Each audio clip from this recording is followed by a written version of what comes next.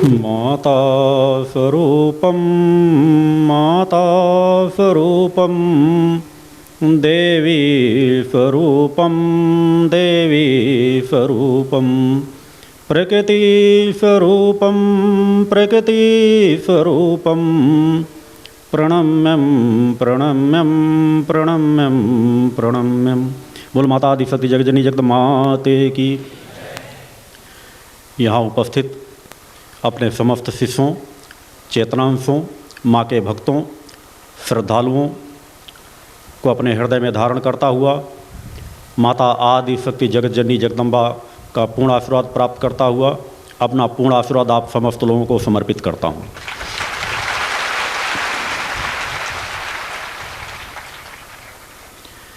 नवरात्र के इन क्षणों का उपयोग करते हुए आप सभी लोग चेतनावान बन सकें, सत्य पथ पर आपके कदम बढ़ सकें, हर पल इन्हीं कामनाओं के साथ ये जो क्षण हम आप सभी को माता भक्ति आदि शक्ति जगतजननी जगदम्बा की कृपा से प्राप्त हो रहे हैं, उनका हर पल शांति के साथ, मन की एकाग्रता के साथ, पूर्ण निष्ठा विश्वास से हर पलों को जीने का प्रयास करना चाहिए। कल मैंने आपको अवगत कराया कि आपका लक्ष्य उस शक्ति की जो प्राप्ति है, अपनी चेतना की प्राप्ति है, उसको केवल एक पक्ष को लेकर मत चले। आपके शरीर में, आपकी चेतना में, आपकी आत्मा में पूर्ण ब्रह्मांड समाहित है और प्रकृति सत्ता की इतनी बहुमूल्य देन, इतनी महत्वपूर्ण कृपा जो हर पल हमारे साथ, हमारे अंदर समाहित है, उसके यदि हम एक पक्ष को लेकर चलेंगे तो हमारा पतन सुनिश्चित है, इसमें दो मत नहीं। अगर हम एक कामना लेके चलें कि हमारी भौतिक समस्या की केवल समाधान हो जाए, या हम माँ के दर्शन प्राप्त कर लें, या हमें सिद्धाश्रम की प्राप्ति हो जाए, यदि हम जिस तरह का लक्ष्य अपने जीवन में लेते हैं उसी तरह के कर्म हमें करने पड़ते हैं।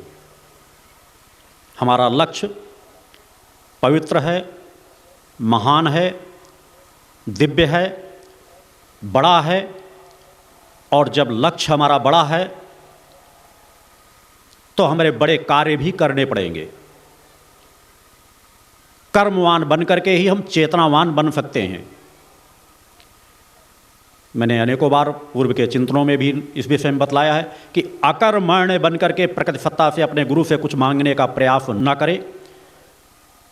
यदि आज आप लोग क्षणिक आंसू बहा करके, निष्ठा विश्वास समर्पण दिखा करके गुरु से कुछ आशीर्वाद प्राप्त भी कर लेंगे, आपकी थोड़ी भौतिक समस्याओं का समाधान भी हो जाएगा,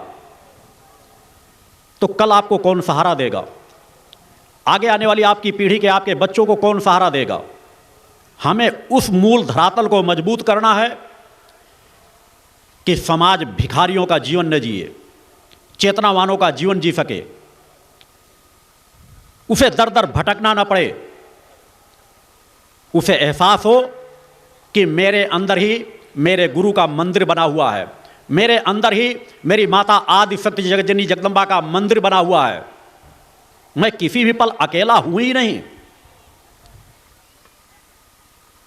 अगर मेरे हृदय में माता आदि शक्ति जगतजननी जगदम्बा का वास है, मेरे चेतनावान गुरु का वास है, तो दुनिया का ऐसा कौन सा संघर्ष है, दुनिया की ऐसी कौन सी समस्या है जिसका सामना मैं ना कर सकूं?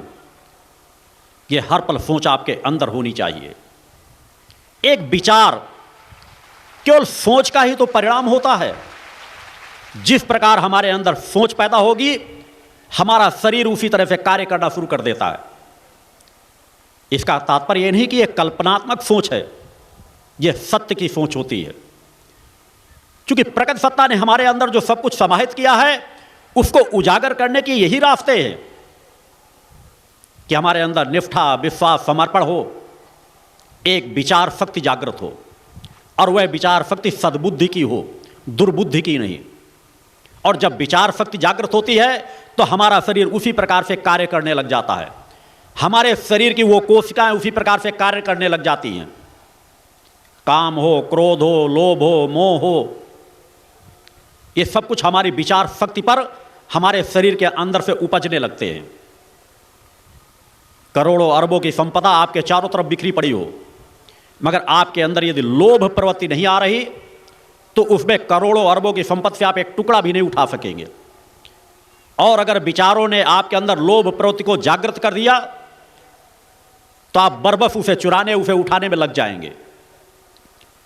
आप किसी को एक भी तमाचा नहीं मार सकते, किसी को एक भी अपशब्द नहीं कर सकते जब तक अपने अंदर क्रोध के भाव को जागृत नहीं करेंगे। काम वासना की तरफ आप एक भी कदम नहीं उठा सकते जब तक अपने अंदर काम वासना के भाव को जागृत नहीं करोगे। किसी से आप प्रेम और मोह नहीं कर सकते, वो चाहे आपका सगा बच्चा हो, बेटी हो, जब तक आप अपने अंदर मोह भाव को पैदा नहीं करोगे। जब हमारे विचार में इतनी शक्ति है कि उस विचार शक्ति के माध्यम से हमारा जो सुपर कंप्यूटर है वो चालू हो जाता है, उसके अंदर जो एक विशाल ऊर्जा का भंडार भरा हुआ है, जिस ऊर्जा के भंडार की तुलना किसी चीज से नहीं की जा सकती। चैतन्य योगियों के पास क्षमताएं होती थी कि अपने नेत्रों के माध्यम से बड़े से बड़े शिलाखंड को टुकड़े टुकड़े कर देते थे। अपनी शक्ति के बल से समुद्र को भी पी लेने की सामर्थ्य रखते थे। अपनी शक्ति के बल पर सूर्य की चाल की गति को भी रोकने की सामर्थ्य रखते थे। अपनी शक्ति के बल पर नए स्वर्ग का निर्माण करने की शक्ति और सामर्थ्य रखते थे।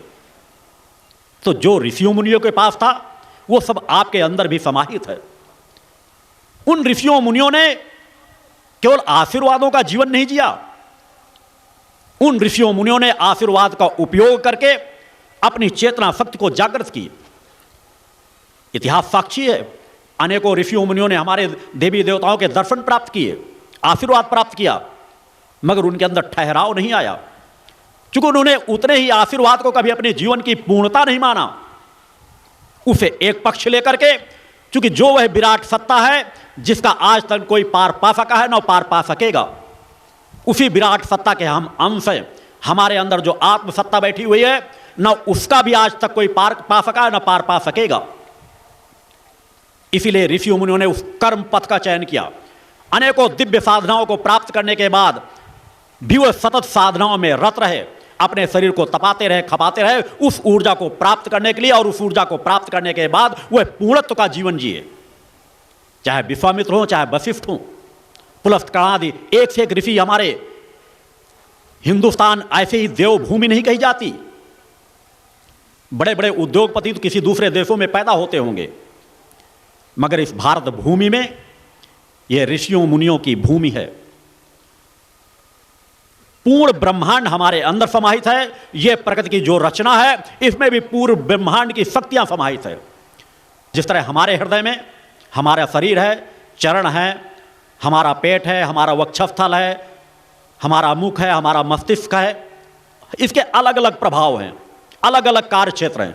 अब आप अगर पैरों से चाहें, चरणों से चाहें कि वो मस्तिष्क का कार्य करने लग जाए तो असंभव है। पश्चिमी सभ्यता से ग्रसित लोगों से यदि आप चाहें तो दिव्यता की बात कर लें, सद्बुद्धि की बात करें, उनका कभी सूक्ष्म शरीर जागृत हो जाएगा, कभी भी ऐसा नहीं हो सकता। उन्हें यदि जागृत भी करना पड़ेगा तो अपनी पश्चिमी सभ्यता को छोड़ना पड़ेगा, त्यागना पड़ेगा, और हमारी ऋषियों मुनियों की परंपरा को अपनाना पड़ेगा। इसके अलावा और कोई दूसरा मार्ग नहीं है। अतः कर्म के फलस्वरूप हम सब कुछ अर्जित कर सकते हैं। और मैं बार बार आप लोगों को मात्र ही संकेत दे रहा हूं कि केवल क्षणिक आशीर्वादों में अपनी समस्याओं के समाधान में मत उलझ करके रह जाओ। लाभ हानि, जीवन मरण, ये सब कुछ चलता रहा है, चलता रहेगा। और हम अगर अपनी जीवन की समस्याओं का समाधान भी चाहते हैं तो हमें सत्य पथ की ओर बढ़ना ही पड़ेगा। इसके अलावा और कोई रास्ता नहीं है।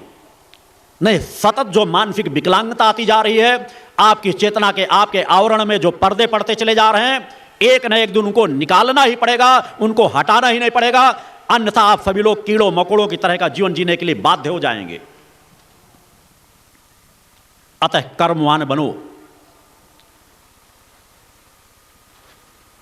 शब्द की गति को पहचानो, सूर्य के प्रकाश की गति को पहचानो। प्रकृति की कोई भी क्रियाएं जिस प्रकार चल रही होती है उनमें गहराई से विचार करना चाहिए। आकाश का गुण शब्द है। विज्ञान भी इस बात को स्वीकार कर चुका है कि शब्द कभी मिटते नहीं, नष्ट नहीं होते। अगर शब्द मिटते नहीं, नष्ट नहीं होते, शब्द इतने गतिशील हैं कि आज आप देखते हैं अपने टीवी चैनलों में कहीं दूर से प्रसारण होता है और एक क्षण नहीं लगता, वो आप उसको अपने घर बैठे देख सकते हैं, उनकी आवाजों को सुन सकते हैं। विज्ञान ने तो इन चीजों की तरक्की की, मगर मनुष्य का पतन होता चला गया। चूंकि सहज भाव है कि अगर हम विज्ञान पर जितना आश्रित होते चले जाएंगे उतना हमारी चेतना की शक्ति क्षीण होती चली जाएगी। चूंकि विज्ञान आपको भौतिकता की सुख सुविधाओं की ओर बढ़ा सकता है, और जो जो हम भौतिकता की सुख सुविधाओं की ओर जाएंगे हमारी आध्यात्मिकता नष्ट होती चली जाएगी, हमारी चेतना शक्ति कमजोर होती चली जाएगी। आज जहां कंप्यूटर हमें विकास के पथ पर भी बढ़ा रहा है, उसे इनकार नहीं किया जा सकता, मगर आज मानसिक विकलांग भी बना रहा है। अच्छे से अच्छे पढ़े लिखे गणितज्ञ के पास भी चले जाओ जिसने जो कंप्यूटर का उपयोग करना शुरू कर दिया हो, जोड़ घटाना कंप्यूटरों के माध्यम से करना शुरू कर दिया हो, उससे दो चार चीजें बता दो, कह दो लिख करके जोड़ के बता दो, तो 10 जो 1 मिनट का क्रम होगा वो 10 मिनट उसमें सोचेगा, लगाएगा, और उसके बाद भी मन मस्तिष्क से बार बार पिंच करता रहेगा कि मैंने जो लिखा है वो सही है या गलत है। मानसिक कमजोरी आती चली जा रही है। जबकि सहज हमारा, हमने कहा जब तक हम दोनों पहलुओं को, मैं नहीं कहता भौतिकतावाद को बिल्कुल ठोकर मार दो, मगर मैंने कहा पहले आध्यात्मिकता को संवारो। यह तुम्हारे अंदर आध्यात्मिकता संवरी हुई है तो भौतिकतावाद तुम्हारे पीछे पीछे दौड़ेगी, और अगर तुम भौतिकतावाद के पीछे पीछे दौड़ने लग गए तो एक न एक दिन तुम्हारे अंदर अपाहिजता आ जाएगी, और अपाहिज मनुष्य जीवन में कभी भी कुछ नहीं कर सकता। अतः अपनी चेतना शक्ति को प्रभावक बनाओ। अपने मस्तिष्क पर जो सुपर कंप्यूटर है इसे नष्ट मत होने दो। सहयोग साधनाएं आपको चाहे जितनी मिल जाएं, मगर अपने कार्य करने की शैली को मत छोड़ो। एकदम यंत्रों पर, मशीनों पर मत आश्रित हो जाओ। अपनी शारीरिक क्षमता को बढ़ाने का प्रयास करो। आप किस विकास के पथ पर जा रहे हैं? आपके पूर्वज आज से 25 साल 50 साल पहले आपके माता पिता आपसे कम भोजन करते थे, आपसे सादा भोजन करते थे, दाल नमक रोटी चटनी बना करके भोजन कर लेते थे, आपसे ज़्यादा स्वस्थ रहते थे, आपसे ज़्यादा दुगना वजन उठा लेते थे, आपसे ज़्यादा दुगना तिगुना पैदल चलने की सामर्थ्य रखते थे। तो भौतिकतावाद आपकी सामर्थ्य बढ़ा रहा है या सामर्थ्य को घटा रहा है? दूसरे पहलू में जिनके पास करोड़ों अरबों की संपदा है उनके पास जाओ, क्या उनके पास मानसिक शांति है? क्या वे संतुष्ट हैं? क्या उनके परिवार में प्रेम भाव है? खोजने पर भी नहीं मिलेगा।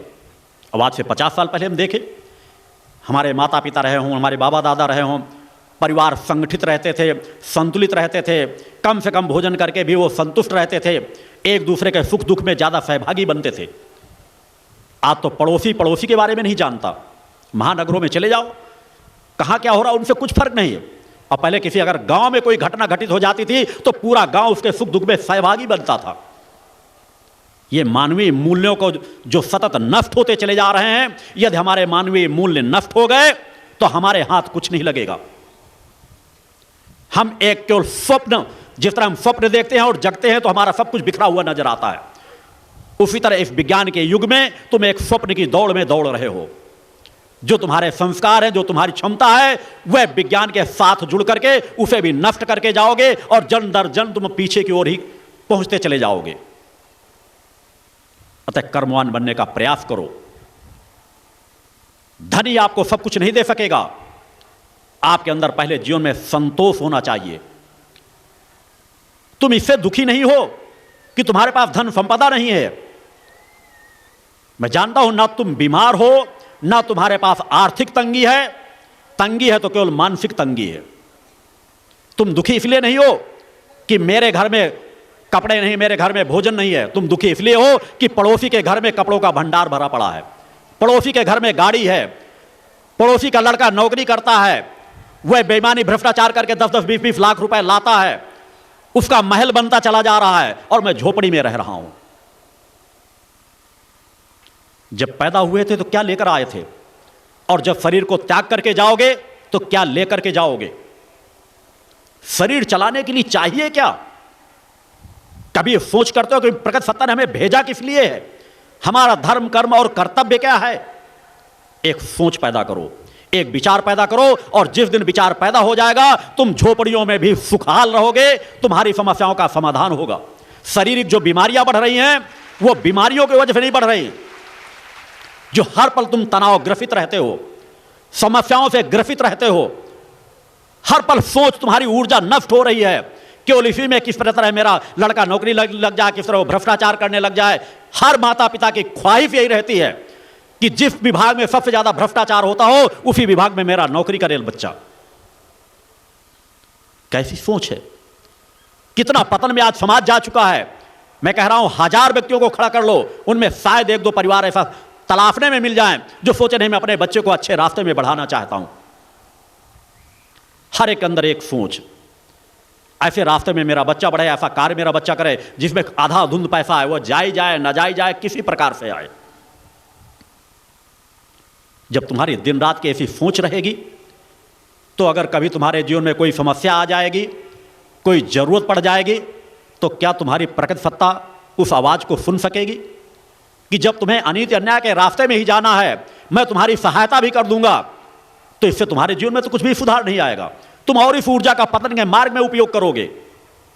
आज समाज बताएगा यदि किसी के पास 1000 व्यक्ति खड़े कर दिए जाएं, अगर किसी के पास यह क्षमता आ जाए कि वो अपनी साधना के बल पर किसी के अस्तित्व को नष्ट कर सकता है, किसी को अपाहिज बना सकता है, किसी को रोग ग्रसित कर सकता है, अगर उसके दुश्मन होंगे, उसके शत्रु होंगे, तो कोई कह सकेगा नहीं मैं उन्हें माफ करने की भी क्षमता रखता हूं अपने अंदर, मैं सहजता का जीवन जीता हूं। आप लोग इसलिए प्राप्त भी नहीं कर पा रहे कि दिशाएं भटकी हुई है, लक्ष्य भटका हुआ है। प्रकट सत्ता से कुछ पाना भी चाहते हो तो इसलिए कि मेरी सामर्थ्य बन जाए, गुरुजी मुझे मेरी कुंडली चेतना को जागृत कर दो, मैं चेतनावान बन जाऊंगा, समाज मुझे पूजने लगेगा, जबकि दूर दूर तक स्पर्श भी नहीं होना चाहिए। हम साधना अध्यात्म का मार्ग अध्यात्म की ओर बढ़ने के लिए बढ़ते हैं, समाज की ओर नहीं है। जो मैंने कल चिंतन दिया था कि आज अनेकों योगाचार धर्माचार कहते हैं कि मैंने शून्य से शिखर की यात्रा तय कर ली। उन अधर्मियों अन्यायियों को धर्म दिखता ही नहीं, उनको भौतिकतावाद दिखता है। गरीब, अपाहिज, बीमारों, दुखियों को शुल्क शुल्क लगा लगा करके उनके कंधों पर अपने पैर रखते हुए बढ़ते चले जाते हैं अपने भौतिकतावाद की चरम सीमा को बढ़ाने के लिए, और उस भौतिकतावाद की चरम सीमा को बढ़ा करके समाज पर अपना आधिपत्य जमाते हैं। आधिपत्य धन से नहीं धर्म से जमाया जाता है, पूजा धर्म जाता है, धन नहीं पूजा जाता। मगर आज समाज की विडंबना है कि लक्ष्मी पूजन के दिन भी, दिवाली के दिन भी उन सिक्कों के टुकड़ों को पूजेंगे, चांदी सोना को पूजेंगे। कभी मन से भाव भी नहीं आता कि हम उस परम सत्ता की पूजा करें, उस दिव्य महालक्ष्मी की पूजा करें, महालक्ष्मी का आशीर्वाद प्राप्त करें। ये चांदी के टुकड़े हैं, आज चांदी के चल रहे हैं, कल को लोहे के चल सकते हैं, परसों कागज के चल सकते हैं, किसी रूप में चल सकते हैं। ये मिट्टी के समान है, इनको पूजने से हमें नहीं कुछ प्राप्त हो सकेगा। हमें प्राप्त करना है तो ये संसाधन, ये सब कहां से प्राप्त होता है? अगर इस जीवन में हमारे पास धन दौलत आई है सच्चाई ईमानदारी के रास्ते से, तो इसके पीछे हमारे संस्कार हैं। तो उन संस्कारों को हम बढ़ाने के लिए क्या इन टुकड़ों को पूजे या उस परम सत्ता को पूजे? मैंने कहा मानसिक जो विकलांगता समाज में आती जा रही है, क्योंकि बड़े बड़े धर्म ग्रंथ आपको दिशा नहीं दे सकेंगे, आपको आपके अपने विचार दिशा देंगे, आपको अपनी सोच दिशा देगी। 90% समाज की बीमारियां देखते ही देखते दूर हो सकती हैं यदि वो अपनी सोच को बदल ले। शरीर में नाना प्रकार के, विज्ञान भी इस चीज को मानता है कि आप तनाव ग्रसित रहोगे तो इस तरह की बीमारी पैदा हो जाएगी, टेंशन में रहोगे तो आपकी पाचन क्रिया बिगड़ जाएगी, आपको नींद नहीं आएगी। तो 90% बीमारियां जो आ रही हैं आपके तनाव ग्रसित होने के कारण से आ रही हैं। और तनाव ग्रसित क्यों होते जा रहे हो? कि आप अपने सत्य से दूर होते जा रहे हो। जिस तरह एक अबोध शिशु को मां से जितना दूर किया जाएगा उसकी ऊर्जा शक्ति उतनी नष्ट होगी, वो व्याकुल होगा, बिलखेगा, रोएगा, तड़पे, क्योंकि और किसी को पहचानता नहीं, वो अपनी मां को पहचानता है। मां ही उसे दूध पान करा सकती है, माँ भी उसे स्वस्थ रख सकती है। माँ का स्नेहिल हाथ उसे राहत दे सकता है। उस छोटे बच्चे को माँ से दूर ले जाना चाहो, उसके बदले चाहे जो कुछ देना चाहो वो सब कुछ इनकार कर देगा। तो तुम अपने आप को इतना बड़ा सयाना कहां से मानते हो? उस परम सत्ता के सामने तुम्हारा अस्तित्व क्या है, कभी यह सोचने का प्रयास करते हो? मगर उस अस्तित्व में भी उस परम सत्ता की कृपा को देखो कि आपके अंदर पूर्ण ब्रह्मांड को दे दिया है कि मैं तुम्हें पूर्ण अधिकारी बनाती हूं कि तुम उसका उपयोग करते हुए जो चाहो वो हासिल कर सकते हो। अगर उसका दुरुपयोग करोगे तो दंड के भागीदार बनोगे। सभी कर्म दिए हुए हैं, मगर फिर भी आप सोच अपने अंदर नहीं पैदा कर पाते, एक विचार शक्ति नहीं पैदा कर पाते। आज पूरा समाज पतन के मार्ग में जा रहा है, चाहे साधु संत सन्यासी हो, धर्माचार्य हो, किसी क्षेत्र में ले लीजिए। आज हमारा राजनीतिक क्षेत्र पूरी तरह से पतन के मार्ग में जा रहा है, धर्म क्षेत्र पूरी तरह से पतन के मार्ग में जा रहा है, नेता पतन के मार्ग में जा रहे हैं, अभिनेता पतन के मार्ग में जा रहे हैं, न्यायपालिका पतन के मार्ग में जा रही है, प्रिंट मीडिया पतन के मार्ग में जा रहा है, इलेक्ट्रॉनिक मीडिया पतन के मार्ग में जा रहा है। सबको केवल धन दौलत की भूख हो गई है। उसे सत्य का ज्ञान नहीं होता जा रहा कि मैं इस पतन पे मार्ग में जाकर मेरा अस्तित्व क्या बचेगा कि नहीं बचेगा। मेरी जो मूल जननी है उसे दूर होकर मैं अपने घर से दूर होकर कोई कहां पर मुझे कहीं सहारा मिल सकेगा या नहीं मिल सकेगा।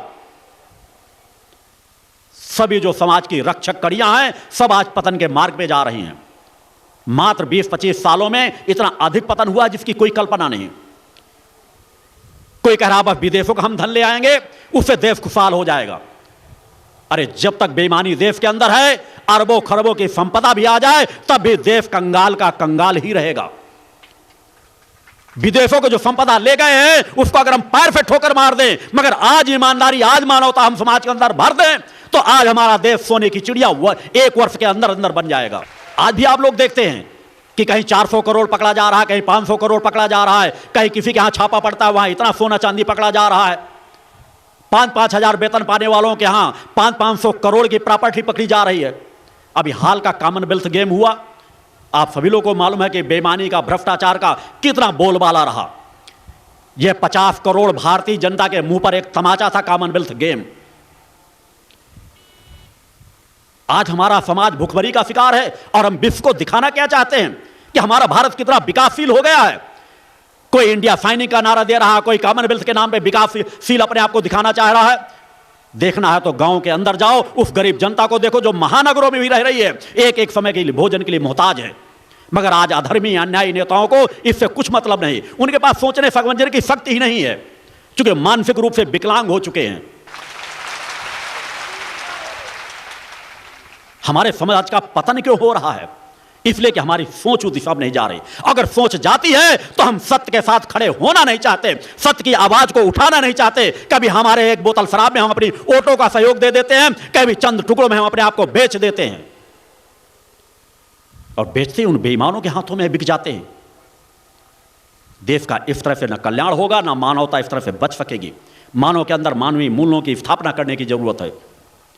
कोई कह रहा 1000-1000 के नोट बंद करा दो, हम 1000-1000 के नोट बंद करा देंगे, ईमानदारी अपने आप आ जाएगी।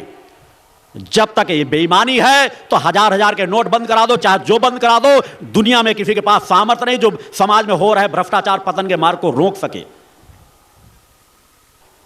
कोई आवाज नहीं उठाना चाहता।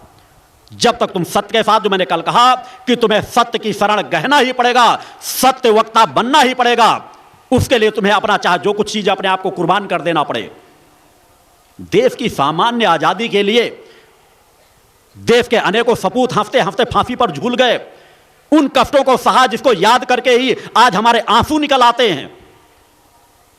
या देवी सर्वभूतेषु शक्ति रूपेण संस्थिता, नमस्तस्यै नमस्तस्यै नमस्तस्यै नमो नमः। पंच ज्योति शक्ति तीर्थ सिद्धाश्रम, मां की कृपा और गुरुदेव की अमृतवाणी का पावन संगम, एक ऐसी पवित्र भूमि जहां मां भगवती की ज्योति हर दिल को रोशन करती है, जहां परमहंस योगीराज श्री शक्तिपुत्र जी महाराज के चरणों में बैठकर हर मन की पुकार सुनी जाती है। पंच ज्योति शक्ति तीर्थ सिद्धाश्रम, जहां हर कदम पर साधना, हर सांस में भक्ति और हर पल में जन कल्याण की सुगंध बिखरती है। आओ इस अलौकिक यात्रा में शामिल हो और देखो कैसे एक आश्रम ने करोड़ों जीवन को बदला। युगवंदनीय धर्म सम्राट, युग चेतना पुरुष सद्गुरुदेव परमहंस योगीराज श्री शक्तिपुत्र जी महाराज के पावन चरणों में कोटि कोटि नमन, वंदन और प्रणाम। उनकी कृपा से एक ऐसी पवित्र स्थली का सृजन हुआ जो तप, योग, ध्यान और साधना का स्वर्णिम केंद्र है। यह है मध्य प्रदेश के शहडोल जिले की ब्योहारी तहसील में बसा पंचज्योति शक्ति तीर्थ सिद्धाश्रम, जिसकी नींव परम पूज्य गुरु वर्श्री ने 23 जनवरी 1997 को रखी। तब से यहाँ माँ भगवती की अखंड ज्योति जल रही है और 15 अप्रैल 1997 से श्री दुर्गा चालीसा का अखंड पाठ अनंत काल तक जन जन के कल्याण के लिए गूंज रहा है। हर सुबह और हर शाम जब सूरज की किरणें और चांद की चांदनी सिद्धाश्रम को चूमती हैं, तब परम पूज्य गुरुदेव जी माता भगवती आदिशक्ति जगत जननी दुर्गा जी सहित सभी देवी देवताओं और सहायक शक्तियों की आरती करते हैं। इस पावन बेला में भक्तों के हृदय मां की भक्ति में डूब जाते हैं। मूल ध्वज साधना मंदिर में भी रोज सुबह शाम होने वाली आरती में भक्तों का समूह उमड़ता है। यहाँ हर मन की पीड़ा मिटती है, हर शरीर को शांति मिलती है और हर आत्मा को सुख, शांति व समृद्धि का आशीर्वाद प्राप्त होता है। परम पूज्य गुरुदेव की कृपा ऐसी कि वे रोज सुबह और शाम भक्तों से निःशुल्क मिलते हैं। माँ के भक्त और गुरुदेव के शिष्य अपने मन की बात उनके चरणों में रखते हैं और बदले में समाधान व आशीर्वाद पाते हैं। अब तक 1 करोड़ से ज्यादा भक्त गुरुदेव से मिलकर उनके मार्गदर्शन से जीवन की राह पा चुके हैं। गुरुदेव की वाणी ऐसी कि सुनते ही मन में संकल्प जागता है। उनके आशीर्वाद से करोड़ों लोग नशे और मांसाहार से मुक्त होकर चरित्रवान और चेतनावान जीवन जी रहे हैं। हर दिन सैकड़ों लोग नशा छोड़ने की प्रेरणा लेने सिद्धाश्रम धाम पहुंचते हैं। पूज्य गुरुदेव के 20 लाख से अधिक दीक्षा प्राप्त शिष्य आज के अधर्म और अन्याय के दौर में भी मां की ज्योति से अपने घरों को आलोकित करते हैं। वे साधनात्मक जीवन जीते हुए आत्म कल्याण और जन कल्याण के पथ पर चल रहे हैं। क्या यह चमत्कार नहीं? सिद्धाश्रम धाम में पिछले 28 वर्षों से मां अन्नपूर्णा भंडारा चल रहा है, जहां सुबह शाम हजारों भक्तों को स्वादिष्ट और पवित्र भोजन मिलता है। और सुनो, यहाँ ठहरने की व्यवस्था भी पूरी तरह निःशुल्क है। क्या ऐसी जगह कहीं और मिलेगी जहां हर सुविधा मां की कृपा से मुफ्त हो? सिद्धाश्रम धाम की पावन सरिता के तट पर बनी त्रिशक्ति गौशाला देखकर भक्तों का मन आनंद से भर जाता है।